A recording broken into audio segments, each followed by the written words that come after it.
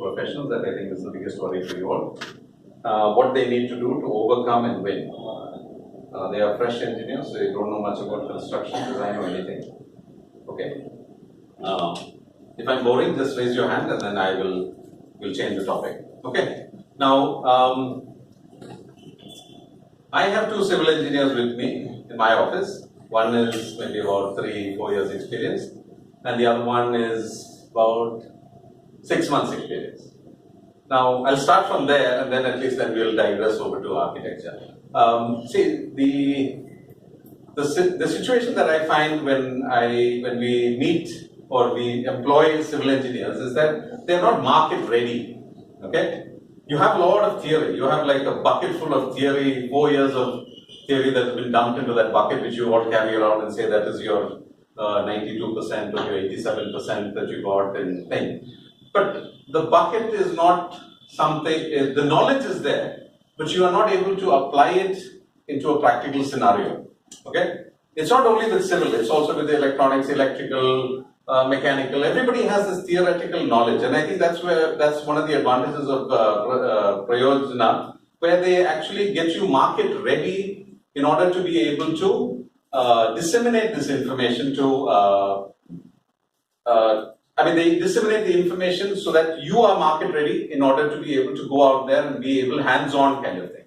So maybe I don't know how long are your courses usually? 3 months, 6 months? It's a 3 months course. Placement training courses 3 months. Apart from this, we do other courses. You do other courses, okay. So in a period of 3 months, what you have learned from college in 4 years, they sort of encapsulated within a period of about 3 months and take you to sites, get you experience, learn how concreting is done, how rebar is done, you know, what it is to observe good quality work, what is bad quality work, and that sort of thing, you know.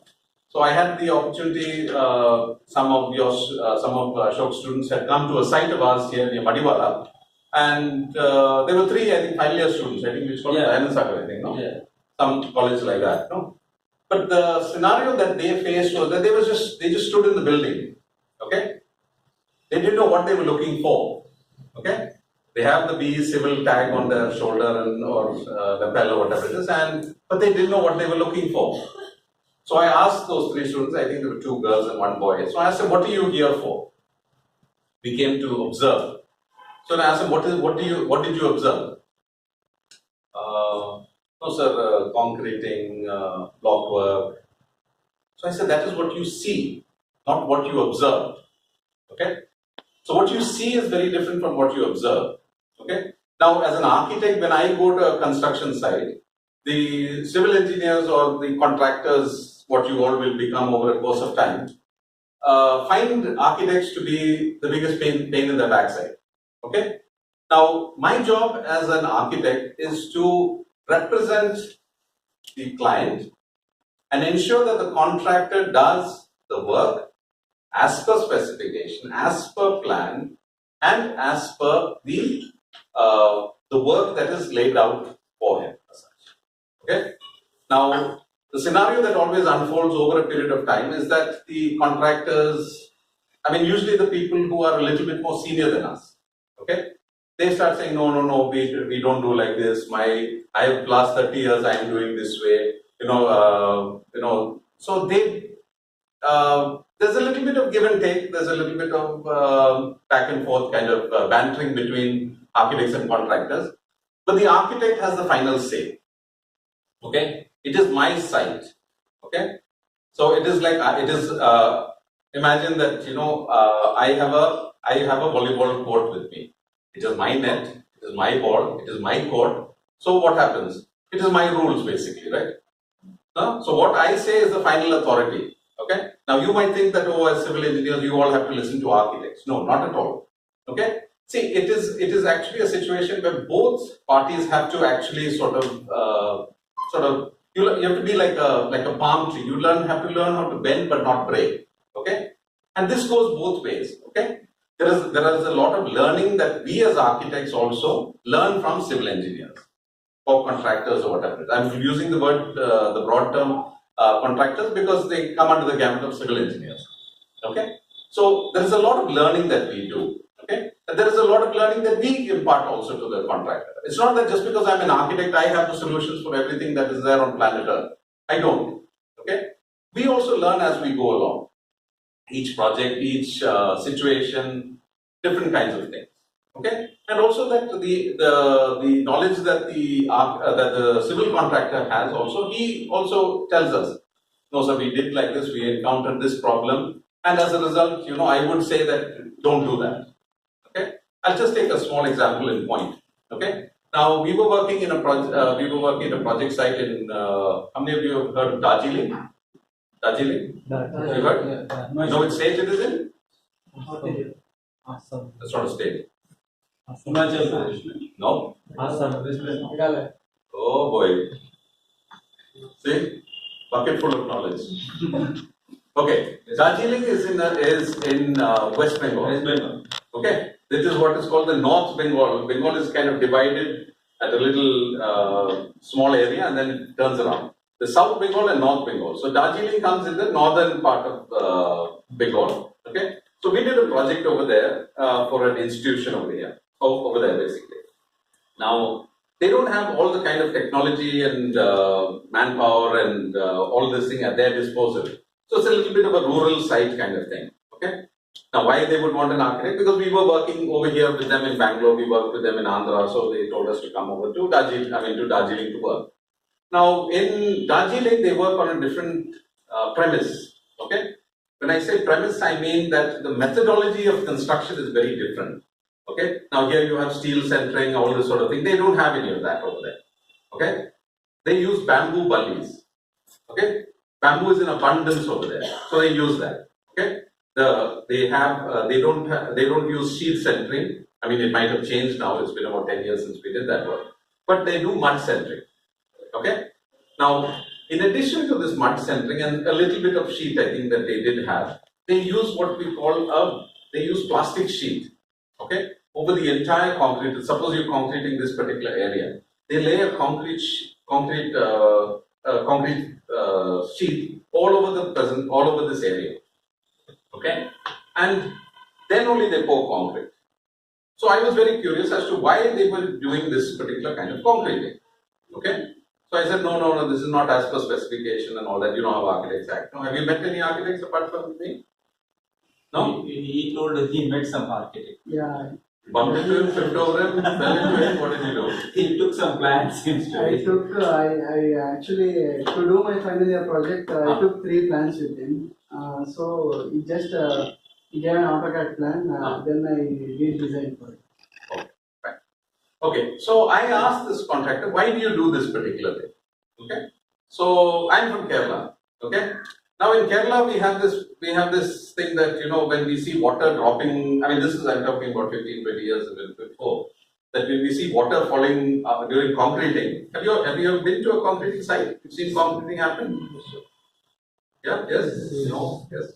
Yeah, okay. So in Kerala we feel that water is falling over, the compaction is so good and everything is so brilliant, and this slab will be like never before kind of thing. But actually the irony of this is that when the water is dropping, cement is also going with it. So in effect you're actually weakening the concrete. So I asked this guy, why do you put this plastic sheet? So he said, sir, you come the next visit, you will see after we de-shutter. And after we de-shuttered, we saw a slab that was even better than this top of this tabletop. It was so smooth. It was immaculate almost. There was no honeycombing. You all know what honeycombing is? Yeah? Okay. There was no honeycombing, no cracks in the concrete. It was almost short of brilliant. And it sparkled.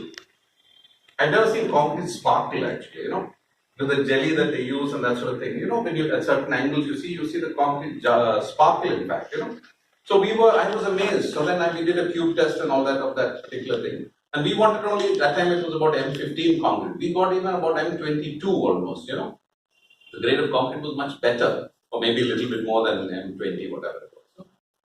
So I learned that from that small little contractor that did work for us in Darjeeling. Now, as a mandate, our tenders that we issue to contractors must have watertight concrete. Okay? Whether we work in Maharashtra, we work in Chhattisgarh, we work in Andhra, Kerala, Tamil Nadu, wherever we work, the specification is you must put plastic sheet. It costs more, it costs less, I am not bothered. You know, you will put plastic sheet even for the beams. You know, here. Okay. So you have the beam, the plastic sheet runs like this. There is a little bit of fold at the beams and that sort of thing, but then that's very marginal as such. Okay, so that is the learning that you get, that I have gotten from a contractor, not a big L&T or a HCC or whatever it is kind of thing, no, but from a small little contractor out in the city, out in the town of Darjeeling. And now that has become our specification. Now, civil contractors that here, when we did a couple of big works over here, contractors said, no, we have not done this kind of thing. So that is every change is people resist change. Okay? Now, if I tell you, no, you should not walk like this, you should walk like this or something like that, you will say, no, why should I do that?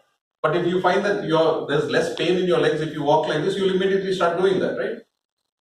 So now, all of our contractors, the people that we work with, or new people, we tell them that you adopt this particular methodology. Okay? So that is what we have learned from contractors. Okay? Now, a new contractor is what we give him this information that, okay, see, you do like this, you will get better quality concrete. So then there is a learning for the contractor from the architect. Our experience now has been transferred now to the contractor. Now, I don't need to go and tell a contractor and reinvent the wheel again that, no, you put plastic sheet over there, polythene sheet, and you will get a much better quality of concrete. See, water, especially the top roof, if you have a watertight concrete that is running like this, you imagine you have to do waterproofing, but still, there is no permeation of water into the structure in any way whatsoever. Okay? I just digressed. I just wanted to tell you that, what is the learning that we get from contractors as well. Okay. Now, the process of design. Okay. You all wanted to be civil engineers. You always, like, from college, from PU, you said, no, civil engineering is my life. I want to be that. Is that it, or is that the only course that you got admission for, or what did you wanted all your life? You wanted to be a civil engineer. Not all my life, but I decided after 12th exam. Huh? What about you? I want to be architect, sir. You wanted to be an architect? Oh my goodness, okay. So why did you then join civil? Nobody told me that architecture you have to write the NATA exam. Awareness was not there. And then I took. In this day and age, you just finished 4 years ago. What NATA? Which college did you study in? Not Kerala, sir. Bijapur. Bijapur, DLD. No, sir. Huh? I completed here only RNS college. But he is from North Karnataka. Oh, okay. We got some trainees from DLD college, Bijapur. Okay. And you? I wanted to be a theory. You wanted to be a theoretician, what? No, civil engineer. Civil engineer. Why? Interested in building. Interest in building. You?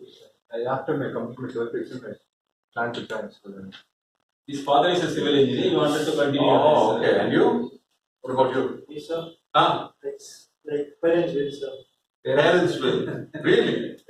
Oh my goodness. And you, young lady? You wanted to be a civil engineer. You decided. You in the back, what did you? I went to civil engineering. I can't even finish. Sorry, I didn't get that. Civil engineering. Ah. I want to become a highway engineer. Highway engineer. Then he want to become a highway engineer. Specialization. Well, I'm amazed at the amount of conviction that you all had that you wanted to become civil engineers, Well, back in '84, when I finished 12th, I didn't know about I didn't even know what architecture was, honestly, That time we were more obedient to our parents. I'm not saying that you were any less obedient or whatever, but then I asked my dad wanted me to be a doctor. I said, no, I can't handle blood and that sort of thing. So he told me, he said, no, you draw a little well. And I did a course in my school where we drew that. And then he said, why don't you join architecture? So that was the first time I even heard of this course called architecture. So I'm almost as ignorant as you were. We didn't have NATA and all that at that particular point in time. But see, the thing about any profession is that, at least I've seen maybe after 20 or 23 odd years of working, is that you have to have passion, if you don't have passion for what you're doing, it shows. Okay. Now I meet many architectural trainees that come from colleges, many colleges from north, south, east, west, whatever it is, And some of them have real passion for their subject, Ashok said about the process of design. Design starts, the very essence of design starts with your passion for. If you don't have passion for what you do, it is evidently visible, You have to love what you do. If you're doing it just for the sake or for my sake, if you're in my office, you're doing it for my sake, it's whatever you do is not going to be of any great substance or any great quality as such. Okay? So as far as I'm concerned, my starting point for any particular design thing is that you have to have the passion. Okay? Now, passion is not something that you're born with. Okay? I got my passion for it probably after I finished and after about 3 years after that. Okay? When I went through college and all that, I just went through the motions of college. Okay? I just attended, ours is a 5-year course, 1 more year than you guys do, And when I was in college in 84, 85, I think, that time we lost 1 year. Which college? BMS. Okay. Yeah, Bangalore Road, yeah. So we lost 1 year because we went on hunger strike, And what we were striking for, I don't even know. Okay? They said hunger strike, no, we all have to go. So between breakfast and lunch, we were fasting. And then between lunch and tea, we were fasting. And then between tea and, not dinner actually, we fasted. And then we go there at that circle, that near UBC, what is that circle? KR circle. KR circle, yes. So all of us will go there on our bikes. We'll sit there and say, some Zindabad and some whatever nonsense, And about 6 months of this nonsense we did, We lost 1 whole year. So my 5-year course turned out to be a 6-year course, I think in the end it was something about that we wanted annual scheme and not semester scheme or something like that. So we went through 5 years of nonsense where 1 year we just go there, mug all this nonsense of architecture, and one fine day just go and vomit it out of that exam paper, It's a horrible feeling, honestly, Going and vomiting 1 year. Imagine 1 year of junk that you put into your head, 1/4 of that bucket, I mean, our bucket is a little bigger because our course is 5 years, You guys had only 4 years, Okay? Okay, so passion is what I believe, that is my belief, okay? Now you have to find your thing. Now what gave me that passion, okay? I'll just tell you in a nutshell, I had a client of mine, my very first client, okay? He was a Muslim gentleman by the name of Mr. Syed Mushtaq Piran, I think his name was, okay? So, he told me, I had only one client and he was the only client. I took 6 months to design his house because he just kept on changing and everything. But my interaction with him as a client, because I had so much time with him that I was able to understand him as a person, He was probably my best client till, he died a couple of years back, but what he taught me, a very senior man, maybe when I met him, he was about maybe 60 plus or whatever it is. But one thing that he always told me that has always stuck in my mind, is that, you have to love what you do, okay? We as a client, if a client doesn't see that in the architect, that he's enjoying what he's doing, or if he's just doing it for commercial gain, just to earn money or whatever it is, a client can make out that difference, So you need to have that kind of passion in what you do, and you should be able to enjoy what you do, If you're doing it only for monetary, your sort of growth pattern and all that will change very soon, It'll become more monetary kind of oriented and rather than sort of a learning oriented kind of thing, So he always told me that this was one thing that he told me. And he turned out to be my best client because he was a senior person in his family. And Muslims usually have this big family. How many Muslims here? Nobody? Anybody? Nobody. Okay. So he has like 5 brothers, 2 sisters and all that. They have another 3, 4 children. So everybody that wants to build a house, they will come, and he was the eldest of the brothers, So everybody will come to him and say, Baiju, I bought a site. I want to build a house. Immediately he will call me, John, tomorrow my cousin is coming from Dubai. Please come and meet him. That one client of mine gave me 7 projects. Sorry, seven projects. all residential, but every cousin, nephew, niece of his I would have to attend to that. So he said, see John, I see a fire in your belly, okay? That you have a zest, you have an interest, you have a passion for what you do. And that was where my turning point for me. He motivated me, he encouraged me. Okay? Now, what is it about design? Okay? What is design in your... What is design? Make a plan. Make a plan, right? Huh? Yes? No? What? So somebody tell you build a house, you will ask how many bedrooms and then you just start the house. How it should look, appearance, That is design. yeah, interior. No, see, interior, okay. Or exterior design. Okay.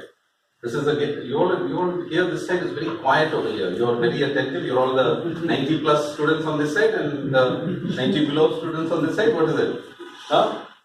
Okay, so see, design, see, the first thing about design is that you must understand what your client wants. Okay? Especially, I'm taking from the rudimentary thing of a house, basically. You start from a house. All of us live in houses and that sort of thing. 2 bedroom, 3 bedroom, 5 bedroom, whatever it is. You know? You must understand what does the client need. Okay? If you don't understand, and every client is different, you know. Huh? See, why are there 5 fingers? All are different, all 5 are different. No? But yet all have a specific purpose. All of these fingers have a different purpose. Likewise, when you come across a client, it is not that you take the plan that you did in 2012 and then you chop it again for some client that you have in 2016. Okay? This is the start of your downfall as an architect. Okay? Never repeat a plan. Okay? At least I believe that you should never repeat a plan. Address each plan according to the need of that particular client. Okay? Whatever it is. Everybody might require a 3-bedroom house. But the minute that, I'm talking from an architectural perspective.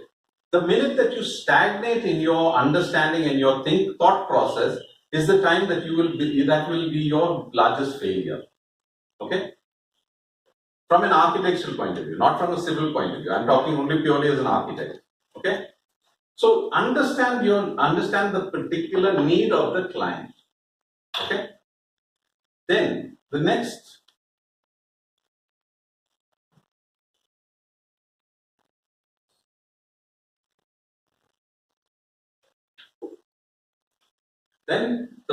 the next process is that you need to be able to use that understanding of you must understand his family, his lifestyle, his his needs, his aspirations.